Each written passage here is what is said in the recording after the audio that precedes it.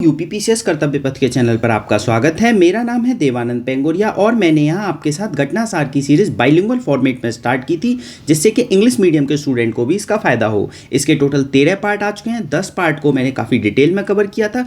11वें part से miscellaneous current affairs start हो गए हैं, जिसमें मैंने नेशनल अवार्ड, पर्सन न्यूज़ और फेमस पर्सनैलिटी को अभी तक कवर करा दिया है। आज हम इंटरनेशनल अवार्ड को पढ़ेंगे और आपको एक चीज़ ध्यान रखनी है कि मिसलेनियस पार्ट से एटलीस्ट 6 से 7 करंट अफेयर आते हैं। तो मैंने प्लानिंग ये की थी कि छोटी छोटी वीडियो बनाऊं, जिससे कि आपको कभी आप घूमने गए हुए हैं, वॉक पे गए हैं या खाना खा रहे हैं तो इनको सुनते रहें। मैंने ट्रिक के थ्रू आपको याद कराया है, जिससे कि आपको लंबे समय तक याद रहेगा। तो बस एटलीस्ट 1-2 बार इसको सुन लेना आप, ठीक है। चलिए आज के इंटरनेशनल करंट अवार्ड के बारे में बात करते हैं। सबसे पहला अवार्ड क्या है? अरुंधति राय को पेन प्रिंटर पुरस्कार मिला है। तो किसको मिला है? अरुंधति राय को पेन प्रिंटर अवार्ड मिला है। तो कैसे याद रखेंगे इसे? अरुणा जी ने क्या किया? पेन को पटक दिया। तो कैसे याद रखें? अरुणा पेन। तो पेन प्रिंटर अवार्ड मिला है। किसके लिए? ये एक लेखिका के रूप में काम करती हैं, मतलब किताबें वगैरह लिखती हैं, तो इसके लिए इनको अवार्ड मिला है, ठीक है। अब ये लंदन में मिला है इनको, ये याद रखना है। अब लंदन में मिला है, मैंने आपको पहले ही बताया था, लंदन से रिलेटेड अगर कोई भी न्यूज़ है तो वो आपको याद रखनी है। क्लियर? क्योंकि यूपीपीसीएस के एग्जाम में लंदन से रिलेटेड अगर कोई भी न्यूज़ है, मतलब लंदन बोले तो इंग्लैंड से रिलेटेड अगर कोई भी न्यूज़ है या नेपाल से रिलेटेड कोई भी न्यूज़ है तो एग्जाम में आने के चांसेस बढ़ जाते हैं। अगले अवार्ड पर चलते हैं, अंतर्राष्ट्रीय बुकर अवार्ड। अंतर्राष्ट्रीय बुकर अवार्ड किसको दिया जाता है? तो सबसे पहले थोड़ी सी हिस्ट्री जान लेते हैं। देखिए, ऐसी बुक्स को अंतर्राष्ट्रीय बुकर अवार्ड दिया जाता है जो इंग्लैंड में या आयरलैंड में पब्लिश हुई हों या प्रकाशित हुई हों और इंग्लिश मीडियम में प्रकाशित हुई हों, ठीक है। तो इंग्लैंड में या आयरलैंड में और साथ ही साथ इंग्लिश मीडियम में पब्लिश हुई किताबों को ही अंतर्राष्ट्रीय Booker award, international Booker award दिया जाता है। तो देखिए, ये किसको मिला है? जर्मन लेखिका जेनी एर्पन बैंक को। तो कौन है? जर्मन में जेनी एर्पन बैंक ने एक किताब लिखी, उस किताब को दिया गया है। इसका ट्रांसलेशन माइकल हॉफमैन ने किया। किसने? माइकल हॉफमैन ने इंग्लिश में किया। जब इसका ट्रांसलेशन इंग्लिश में हो गया और इंग्लैंड में ये पब्लिश हो गई तो इस बुक को अवार्ड मिला। कौन सी बुक है ये? कैरोस। नाम याद रखना, यूकेपीसीएस में सेम क्वेश्चन आया था कि इंटरनेशनल बुकर अवार्ड किस बुक को दिया गया है, तो कैरोस को दिया गया है, KAIROS, ठीक है।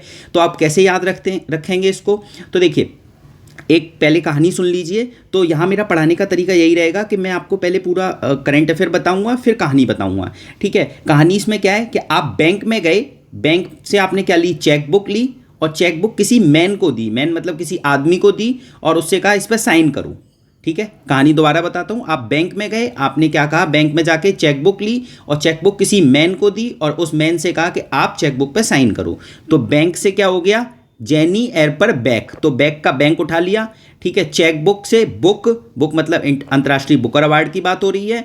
फिर मैन से मतलब हॉफमैन की बात हो गई और साइन करो मतलब करो मतलब कैरोस। तो क्लियर? ये पूरी कहानी याद रखोगे। बैंक से चेक बुक से मैन से साइन करो। तो करो से आपका क्लियर हो गया इंटरनेशनल बुकर अवार्ड। अब देखिए, ये कैरोस किस पे लिखी गया उपन्यास है, मतलब नोवेल की बात है, बुक, ठीक है। तो ये किस पे लिखी गई है? जो बर्लिन वॉल थी, बर्लिन वॉल कहाँ पे है? थी 1989 से पहले यूरोप जो था, ईस्टर्न यूरोप और वेस्टर्न यूरोप में बटा हुआ था। उसके बीच में क्या थी? बर्लिन वॉल थी। जर्मनी में, जर्मनी की कैपिटल है बर्लिन, वहाँ पे बॉल हुआ करती थी, दीवार बनी हुई थी। इसे 1989 में गिरा दिया गया था। तो उसी के ऊपर ये किताब लिखी गई है और वेस्टर्न यूरोप और ईस्टर्न यूरोप एक साथ मर्ज हो गए थे। क्लियर? याद रखेंगे कैरोस किस पर लिखी गई है? बर्लिन की दीवार के गिराने की पृष्ठभूमि पर आधारित ये नोवेल है। क्लियर? अगले उस अवार्ड पर चलते हैं। तो देखिए, ये वही लाइन लिखी हुई है जो मैंने आपको बताई थी कि इंग्लिश में ट्रांसलेशन हुआ हो उस बुक का और आयरलैंड या इंग्लैंड में प्रकाशित हुई हो या पब्लिश हुई हो, ठीक है। यहाँ 2023 का अवार्ड भी दिया हुआ है, वो इंपॉर्टेंट नहीं है तो मैंने उसे काट दिया है। अगले अवार्ड पर चलते हैं आज के। 2024 में one world media press freedom award, very very important, इसको नोट डाउन कर लेना, आपको एग्जाम में दिख सकता है। तो one world media press freedom award किसको मिला है? सोमालिया की महिला समाचार टीम को। मतलब सोमालिया में एक वुमेन की टीम थी जो कि रिपोर्टिंग करती थी, उसका नाम था बिलन नाम याद रखना, 100% आपको एग्जाम में मिल सकता है, ठीक है। One world media press freedom award किसको मिला है? बिलन। और ये बिलन कहाँ की समाचार टीम है? सोमालिया की, ठीक है। तो बिलन एक ही ऐसी एकमात्र समाचार, सोमालिया में अगर कोई महिला वाली जो रिपोर्टिंग टीम है वो केवल बिलन है, ठीक है। अब इसके पास पैसा कहाँ से आता है, सोमालिया जैसे कंट्री के पास पैसा तो है ही नहीं है, तो इसके पास पैसा कहाँ से आता है, यूएनडीपी इसको पैसा देता है और यूरोपियन यूनियन इसको पैसा देता है, और ये रिपोर्टिंग करती हैं किन किन मामलों पे, अगर वहाँ पे कहीं भेदभाव हुआ हो, डिस्क्रिमिनेशन हुआ हो, हिंसा हुई हो या वायलेंस हुआ हो या सामाजिक मुद्दे मतलब सोशल इश्यू पे ये रिपोर्टिंग करती हैं। तो क्या याद रखेंगे, कैसे याद रखेंगे इसे, कि सोमालिया के लोग कहाँ घुस गए, बिल में घुस गए, रिपोर्टिंग करने के बाद बिल में घुस गए, बिल से बिलन याद रखेंगे, ठीक है। कौन सा अवार्ड मिला है, one world media press freedom award, very very important. अगले अवार्ड पे चलते हैं, Radhika Menon military gender advocate of the year award. तो इसको कैसे याद रखेंगे, तो पहले जान लेते हैं राधिका मेनन कौन है, कॉन्गो में तैनात हैं, यूएन के पीस मिशन में, यूनाइटेड नेशन का पीस मिशन चलता है उसमें ये तैनात हैं कॉन्गो में, ठीक है। इनको क्या अवार्ड मिला है, मिलिट्री जेंडर एडवोकेट अवार्ड, ये याद रखेंगे। आगे चलते हैं, अभी बाद में कहानी बताऊंगा, पहले इस पूरे करंट अफेयर को कर लेते हैं। ये हिमाचल प्रदेश की रहने वाली हैं, ठीक है। अब इनको अवार्ड मिल गया, इससे पहले ये अवार्ड 2019 में एक भारतीय को मिला था, इससे पहले वो थे मेजर सुमन गवानी। तो हमने एक नाम क्या याद किया, राधिका सेन, दूसरा नाम क्या याद किया, मेजर सुमन गवानी, ठीक है। ये भी पूछा जा सकता है क्योंकि पिछला करंट अफेयर ये पहली बार किसी को मिला था और 2019 में मिला था, अभी किसी को मिला है, तो उसका बैक डेट भी कई बार पूछ लेते हैं, तो मेजर सुमन गवानी का नाम भी याद रखना है।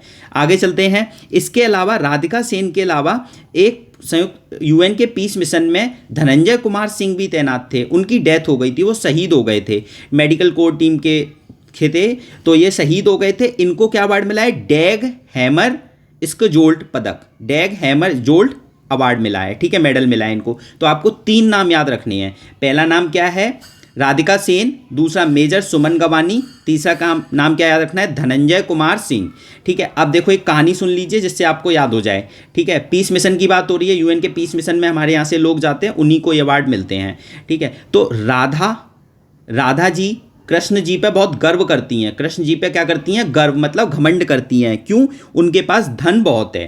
तो हमने कैसे याद किया, राधा से राधिका सेन, इनको मिलिट्री का जेंडर एडवोकेट अवार्ड मिला है, ठीक है। गर्व करती हैं तो सुमन गोवानी का गर्व उठा लिया, तो ये क्लियर हो गया, गर्व से गवानी, ठीक है। और इनको कृष्ण जी के पास जो धन है उस पर बहुत घमंड है, तो धन से धनंजय कुमार सिंह, और धनंजय कुमार सिंह को क्या मिला है, डैग हैमर जोल्ड मेडल मिला है। तो तीनों नाम याद हो गए कि राधा जी को कृष्ण जी पे गर्व है, और क्यों है, उनके पास धन बहुत है। तो राधिका सेन, सुमन गवानी और धनंजय कुमार सिंह, ठीक है, तो ये याद हो गया। अगले अवार्ड पे चलते हैं, अवंतिका वदनापू को क्या मिला है, south Asian person of the year award. तो अवंतिका वदनापू को ये अवार्ड किसने दिया है, कि हार्वर्ड विश्वविद्यालय मतलब हार्वर्ड यूनिवर्सिटी अवार्ड देती है south Asian person of the year award. तो किसको मिला, अवंतिका वदनापू को मिला। तो कैसे याद रखेंगे, ये इंडियन ओरिजिन की हैं, तो इंडियन ओरिजिन की हैं, ये वहाँ पे अभिनेत्री बनने चली थी, एक्ट्रेस बनने चली थी। याद करने का तरीका बता रहा हूँ, कोई ऑफेंड नहीं होना, बस याद करिए कि वहाँ पे ये अभिनेत्री बनने गई थी, तो इंडियन सोसाइटी ने क्या किया, उनको बदनाम कर दिया। तो south Asian person of the year को क्या मिला है, अवंतिका वदनापू, बदनाम से वदनापू, ठीक है। अगले उस पर चलते हैं, पुलित्जर प्राइज। देखिए पुलित्जर प्राइज किस फील्ड में दिया जाता है, सबसे पहले आपको ये याद रखना है, ये जर्नलिज्म के फील्ड में दिया जाता है, ठीक है। रिपोर्टिंग के फील्ड में रिपोर्टर्स को, जर्नलिस्ट को दिया जाता है, और ड्रामा संगीत के फील्ड में भी दिया जाता है, बट जर्नलिज्म मेन इंपॉर्टेंट इसका रोल है, ठीक है।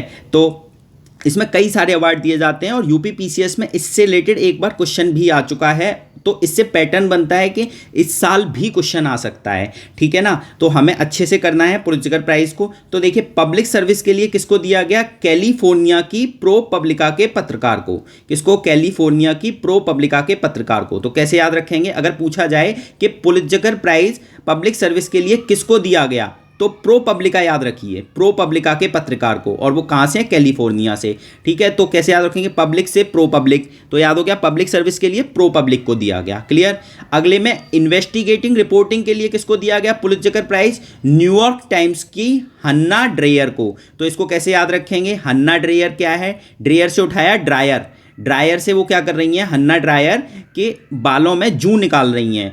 बालों में जूं अगर निकालेंगे तो हम इन्वेस्टिगेट तो ही कर रहे होते हैं, इन्वेस्टिगेशन कर रहे होते हैं, तो इन्वेस्टिगेट करते करते वो जूं निकाल रही हैं। तो इन्वेस्टिगेटिव रिपोर्टिंग के लिए किसको मिला, न्यूयॉर्क टाइम्स की हन्ना ड्रेयर को। तो ड्रेयर से उठाया ड्रायर, ड्रायर से हम क्या कर रहे हैं, बालों से जूं निकाल रहे हैं, ठीक है। 2 याद हो गए।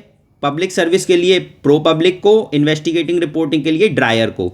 तो हमने क्या पढ़ रहे हैं, ये तो आपको याद रखना है कि पुलित्ज़र प्राइज पढ़ रहे हैं, और ये किसके लिए दिया जाता है, जर्नलिज्म के लिए दिया जाता है। ठीक है, अब बात करते हैं नेशनल रिपोर्टिंग के लिए। नेशनल रिपोर्टिंग के लिए पुलित्ज़र प्राइज किसको दिया गया, राइटर्स के स्टाफ को व द वॉशिंगटन पोस्ट के स्टाफ को। वेरी वेरी इंपॉर्टेंट, याद रखना, नेशनल रिपोर्टिंग के लिए किसको दिया गया, राइटर्स के स्टाफ को और वॉशिंगटन पोस्ट के स्टाफ को। यहां पे एक चीज याद रखनी है कि न्यूयॉर्क टाइम के स्टाफ को नहीं दिया गया है। तो पूछा जाए नेशनल रिपोर्टिंग में न्यूयॉर्क टाइम के स्टाफ को कोई अवार्ड दिया गया है, नहीं, तो एन से नेशनल और नेशनल वाले को नहीं दिया गया है। यही ऑप्शन कंफ्यूज करके बना देते हैं।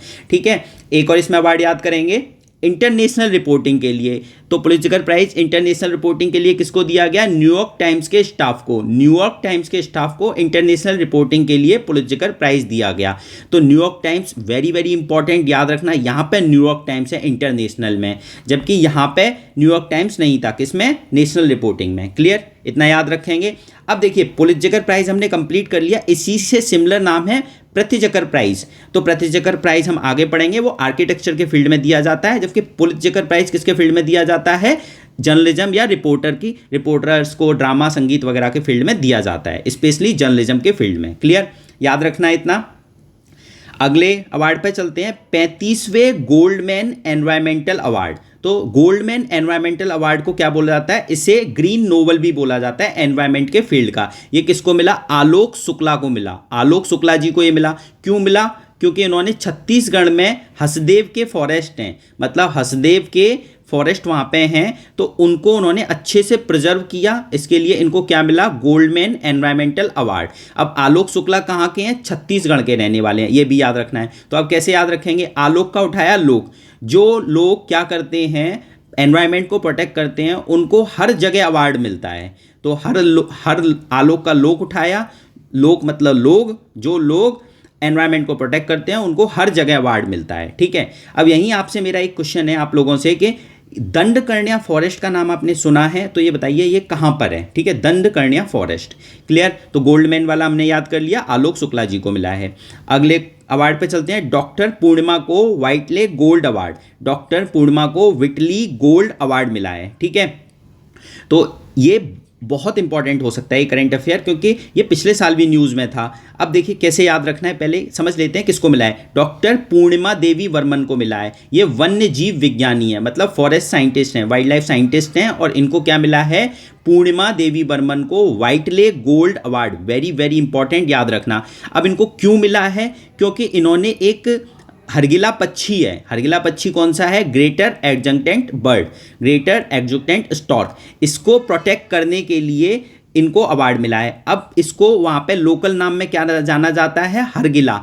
तो पूर्णिमा देवी वर्मन ने क्या किया था, हरगिला आर्मी बनाई थी और इस पक्षी को प्रोटेक्ट करने के लिए बहुत भरपूर कोशिश की थी। ठीक है, और उसके हैबिटेट को भी कंजर्व किया जाए। बेसिकली अगर आपको इससे रिलेटेड ज़्यादा जानकारी चाहिए तो आप बीबीसी की एक डॉक्यूमेंट्री पड़ी हुई है, हरगिला आर्मी लिख देना, तो उससे क्या होगा कि आपको इस पक्षी के बारे में भी पता लग जाएगा। बेसिकली इस पक्षी के गले के पास एक पाउच होता है, एक थैली टाइप का होता है, वहाँ वो खाना इकट्ठा करता है। ठीक है ना, तो वहाँ के लोकल लोग, स्पेशली असम के लोकल लोग क्या करते हैं, इसको ना अशुभ मानते हैं, तो इसको मारने की कोशिश करते हैं। तो पूर्णिमा देवी वर्मन ने क्या किया था, एक आर्मी बनाई थी। आर्मी मतलब एक कई लोगों का ग्रुप बनाया था, स्पेशली सारी लेडीज़ थी उसमें, और इनको प्रोटेक्ट करने की कोशिश की थी इन पक्षियों को। ठीक है, तो इनको लोग व्हाइटले गोल्ड अवार्ड मिला है। इससे पहले इनको एक और अवार्ड मिला था, champions of the earth award. तो वेरी वेरी इंपॉर्टेंट, इनसे रिलेटेड 2 स्टेटमेंट बन के एग्जाम में आ सकता है। ठीक है, याद रखेंगे। अगले अवार्ड पे चलते हैं, शबाना आजमी को freedom of the city of London award मिला है। क्या मिला है, शबाना आजमी को freedom of the city of London award मिला है। तो देखिए फिर लंदन का नाम आ गया, तो हम इसको याद कर लेते हैं तुरंत की तुरंत, क्योंकि एग्जाम में आएगा तो गड़बड़ नहीं करना है, बिल्कुल सही करके आना है। तो freedom of the city award किसको मिला है, शबाना आजमी को। तो शबाना आजमी जी क्या कह रही हैं, शबाना मुझे लंदन में क्या मिलेगा, अवार्ड मिलेगा। तो ठीक है, शबाना आजमी को freedom of the city of London award. तो क्या ट्रिक बनाई, शबाना आजमी से सब आना मुझे लंदन में अवार्ड मिलेगा। ठीक है, अगले अवार्ड पे चलते हैं, गुरलियो कैनो विश्व प्रेस स्वतंत्रता पुरस्कार, मतलब वर्ल्ड प्रेस फ्रीडम अवार्ड।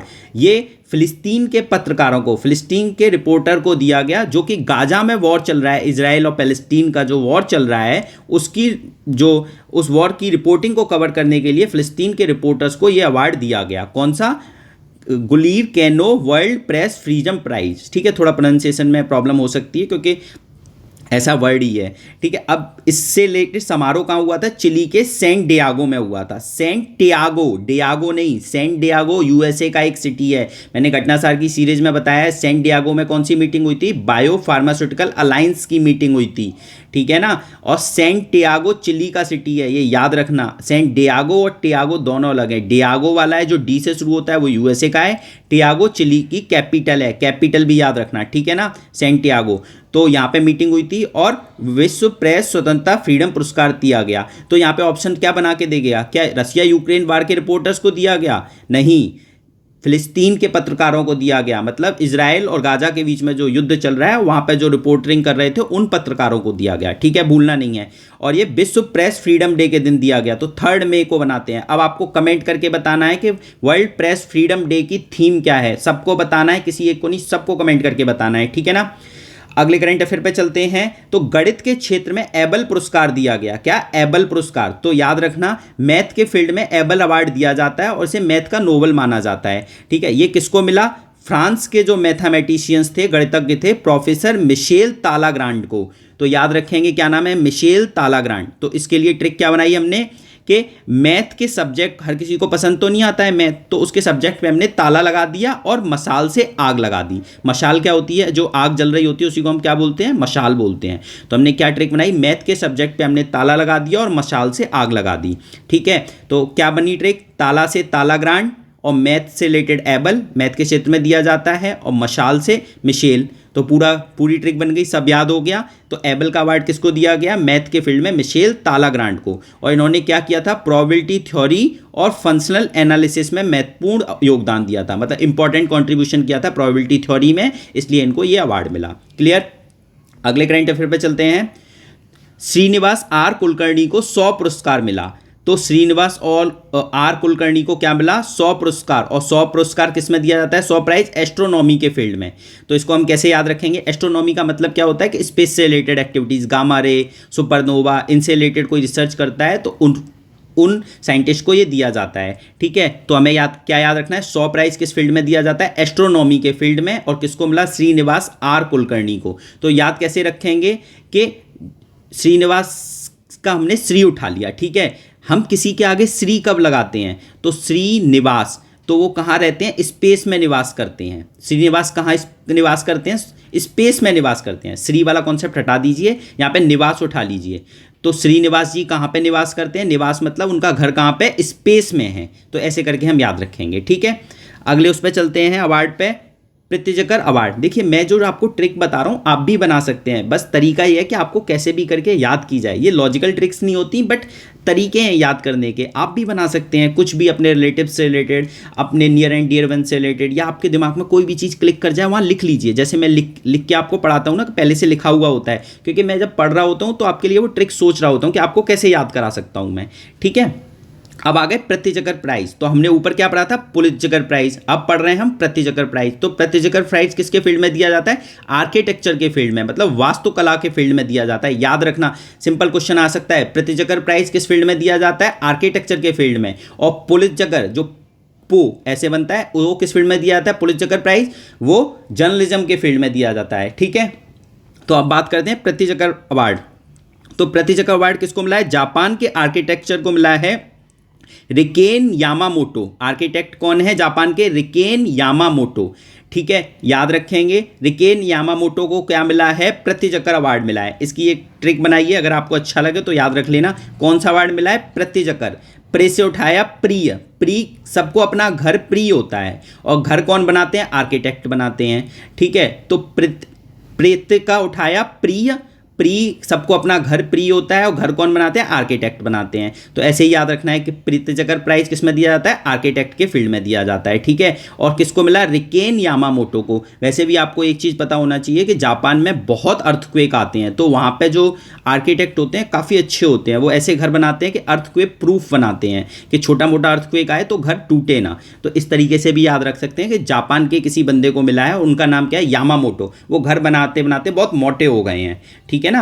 अब देखिए, इसके अलावा 2018 में प्रीतिजकर प्राइज किस बालकृष्ण दोषी को दिया गया। तो ये इंडिया के थे और ये भी आर्किटेक्ट थे, तो इनको 2018 में दिया गया। तो इंपॉर्टेंट यहाँ पे ये निकल के आता है कि बालकृष्ण दोषी ने लो कॉस्ट हाउसिंग घर बनाए थे, उनको अरण्या नाम दिया था, ARANY, हिंदी में भी अरण्या ही बोलेंगे, और इंदौर में बनाए थे इन्होंने। तो इसको हम मीन्स में कई बार यूज करते हैं जब स्लम से रिलेटेड क्वेश्चन आता है कि लो कॉस्ट हाउसिंग मॉडल हमको अडॉप्ट करना चाहिए, जो कि बालकृष्ण दोषी जी ने डेवलप किया था, जिससे कि स्लम्स में भी हम प्लानिंग से घर को बना सकें और सस्ते घर बना सकें। ठीक है, तो बालकृष्ण दोषी का नाम भी याद रखेंगे। हमने पुलिस चक्कर, प्रति चक्कर, सब कंफ्यूजन दूर कर लिया है। अगले करंट अफेयर पे चलते हैं। जीना जस्टिस को कैम्ब्रिज समर्पित शिक्षक का पुरस्कार मिला। क्या?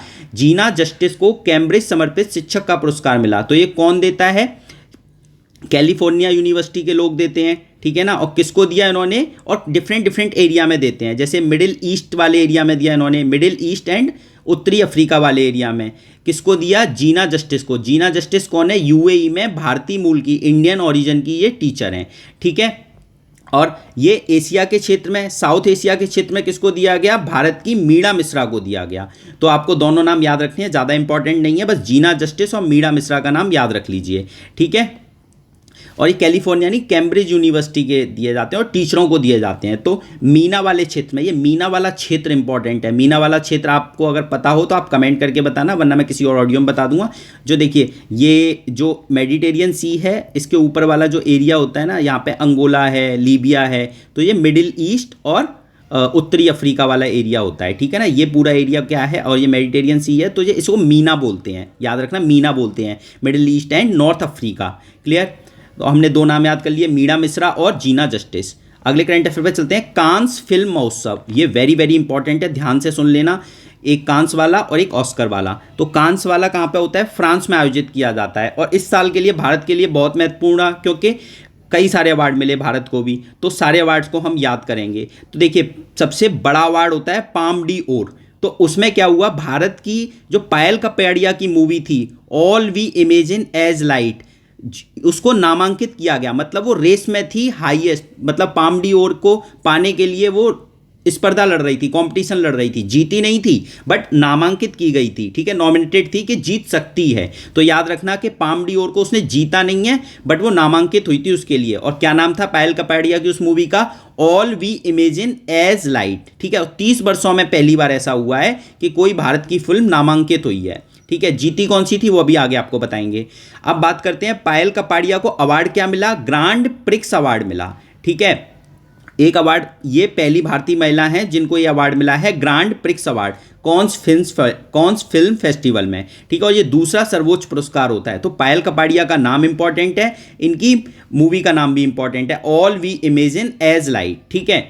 इसके अलावा आपको याद ये रखना है कि 30 साल में पहली बार कोई फिल्म नामांकित हुई है, क्या नाम था? All we imagine as Light. इससे पहले कौन सी हुई थी? तो स्वयं नामांकित हुई थी, और किसकी थी? साजी एन करुण की, ये भी याद रखना है, साजी एन करुण की मूवी थी स्वयं, उसको नामांकित किया गया था, जीती ये भी नहीं थी, ठीक है ना। ये भी देखो लिखा हुआ है, प्रतिस्पर्धा में थी ये, ठीक है। अब अगला नाम है चित्तानंद एस नायक। अभी मैं आपको सारी ट्रिक्स बना के याद कराऊंगा, एक बार पहले अवार्ड के नाम सुन लीजिए और किस किस को मिले हैं। चित्तानंद एस नायक, ये कन्नड़ लोक कथा पर आधारित 15 मिनट की इन्होंने एक फिल्म बनाई थी। उस फिल्म का नाम था Sunflower Are the First One to Know. Sunflower Are the First One to Know, ये किसकी थी? चित्तानंद एस नायक की, ठीक है। इनको कौन सा अवार्ड मिला है? लास्ट सिनेफ सेक्शन का अवार्ड मिला है, लास्ट सिनेफ सेक्शन का पहला पुरस्कार मिला है, ठीक है। अभी मैं और याद कराऊंगा, एक बार पहले सुन लीजिए ढंग से। वैसे इसकी ट्रिक ये याद कर लीजिए कि सनफ्लावर, फूल को देख के क्या होता है? आनंद आ जाता है, तो आनंद से चित्तानंद, ठीक है। तो इनकी मूवी का नाम बेसिकली आपको याद रखना है। उसके बाद अगले पे आते हैं, एक मूवी है सेमलेस। सेमलेस मूवी के लिए किसको अवार्ड मिला? सेमलेस मूवी की अभिनेत्री, सेमलेस मूवी मतलब थी, उसमें जो सबसे अच्छी अभिनेत्री का रोल प्ले किया था अनसुईया सेन गुप्ता ने। इनको अवार्ड कौन सा मिला है? अनसर्टेन रिगार्ड कैटेगरी में सर्वश्रेष्ठ अभिनेत्री का पुरस्कार मिला है, ठीक है। तो एक बार दोबारा बताता हूं इसे। जो बल्गेरिया के डायरेक्टर हैं, उन्होंने सेमलेस मूवी बनाई है। डायरेक्टर का नाम क्या है? कॉन्स्टेन बोजानोव, नहीं इंपॉर्टेंट है, बट इन्होंने जो मूवी बनाई है उसका नाम इंपॉर्टेंट है, और उसमें जिस अभिनेत्री ने काम किया वो नाम इंपॉर्टेंट है, अनसुईया सेन गुप्ता। उनको अनसर्टेन रिगार्ड कैटेगरी में सर्वश्रेष्ठ अभिनेत्री का पुरस्कार मिला। ठीक है, एक लास्ट और याद करते हैं, उसके बाद इन चारों की मैं ट्रिक्स आपको याद करा दूंगा। देखिए उसके बाद है सिनेमेटोग्राफर संतोष सिवन को अपने कैरियर और कार्यशाला की असाधारण गुणवत्ता के लिए कांस फिल्म में पियरे एंजिनिक्स ट्रिब्यूट पुरस्कार मिला।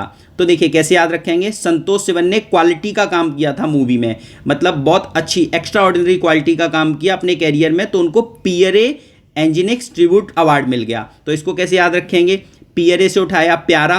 अब प्यारा कौन होगा, जिसके जीवन में संतोष होगा, मतलब सेटिस्फैक्शन होगा। मेरे फादर भी बोलते हैं कि संतोषी जीवन जिसका है और जिसकी निरोगी काया है, इसका मतलब वो सबके लिए प्यारा होगा, उसे सब प्यार करेंगे। तो प्यारा और संतोष, संतोष सिवन का पियरे, ठीक है, पियरे अवार्ड मिला है, बस पियरे याद रख लीजिए। क्लियर। अब देखिए हमने 4 नाम याद किए, पहला पायल कपाड़िया, दूसरा अनसुईया, सी से चितानंद और एस से संतोष। तो पैक्स, PACS, पैक्स। जैसे आपने कुत्तों के झुंड को या भेड़ियों के झुंड को हम क्या बोलते हैं, पैक्स बोलते हैं। ठीक है, तो उसकी ट्रिक बना ली, पैक्स। P से पायल कपाड़िया, A से अनसुईया, C से चितानंद और S से क्या हो गया, संतोष।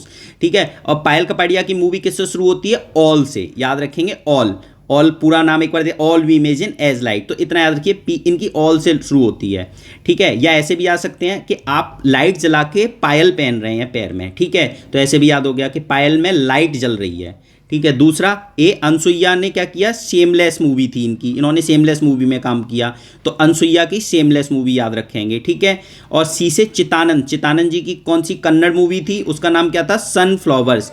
तो चिदानंद का क्या याद रखेंगे, सनफ्लावर इनकी मूवी थी। ठीक है, एस हमारा इनको प्यारे पियरे अवार्ड मिला है। तो पैक्स का मैंने ये थोड़ा सा तरीका आपको बता दिया, ऐसे करके याद रख सकते हैं, 1-2 बार सुन लेंगे ना तो आपको याद हो जाएगा। ठीक है, तो ये हमारा पूरा कंप्लीट होता है कॉन्स फिल्म फेस्टिवल। बस में एक चीज़ याद रखनी है कि सबसे इंपॉर्टेंट फिल्म जो मैंने आपको बताया था कि पाम डी ओर अवार्ड किसको मिला है, ये नामांकित हुई थी पायल कपाड़िया की movie All we imagine as Light, but जीता किसने था, एनोरा ने। वेरी वेरी इंपॉर्टेंट, याद रखना, वेरी वेरी इंपॉर्टेंट है कि ये जीता किसने है, एनोरा ने जीता है। ठीक है ना, और याद रखना कि इसके डायरेक्टर कौन है, सीन बेकर है इसके डायरेक्टर, और ये जीता किसने है, एनोरा ने जीता है। ठीक है ना, कॉन्स फिल्म फेस्टिवल क्लियर होता है यहाँ तक। और इसमें सर्वश्रेष्ठ अभिनेता का नाम भी आप याद रख सकते हैं, जेसी प्लीमॉन्स। ठीक है, तो आपको जितना मैंने एक पैक्स वर्ड याद रखिए कॉन्स फिल्म फेस्टिवल से, और एक सर्वश्रेष्ठ फिल्म मतलब पाम डी ओर अवार्ड किसको मिला है, एनोरा को, याद रखना, भूलना नहीं, एग्जाम में आ सकता है।